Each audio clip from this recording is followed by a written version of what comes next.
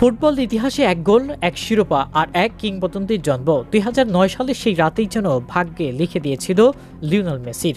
আর বছর ১৫ পর সেই গোলটিকেই নিজের ক্যারিয়ারের প্রিয় হিসেবে বেছে নিলেন আর্জেন্টাইন এই মহাতারকা। ইন্টার মায়ামির হয়ে এখন খেলছেন মেসি। তবে বৃহস্পতিবার এক বিবৃতিতে জানালেন, বার্সেলোনার জার্সিতে ম্যানচেস্টার ইউনাইটেডের বিপক্ষে করা সেই হেডারটাই তার প্রিয় গোল। অনেক সুন্দর গোল করেছি, অনেক গুরুত্বপূর্ণ মুহূর্তের সাক্ষীও থেকেছি, কিন্তু চ্যাম্পিয়ন্স লিগ ফাইনালে ম্যানচেস্টার ইউনাইটেডের বিপক্ষে হেডে করা গোলটাই সবসময় আমার সবচেয়ে প্রিয়, বললেন মেসি, যার গোল সংখ্যা ইতিমধ্যেই ৮০০ ছাড়িয়েছে। ২০০৯ সালে সেই ফাইনালে মেসির হেডে করা গোলেই ২-০-তে এগিয়ে যায় বার্সেলোনা, পরে যা নিশ্চিত করে তার প্রথম চ্যাম্পিয়ন্স লিগ শিরোপা। ওই গোলটি ছিল মেসির ক্যারিয়ারের অন্যতম বিরল হেডেড গোল, কিন্তু প্রভাব ছিল পাহাড় সম।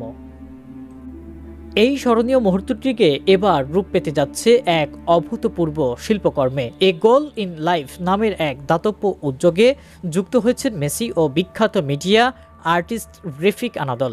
প্রযুক্তি ও আবেগের সম্মিলনে মেসির সেই গোলকে রূপান্তরিত করা হবে এক অনন্য ডিজিটাল শিল্পকর্মে।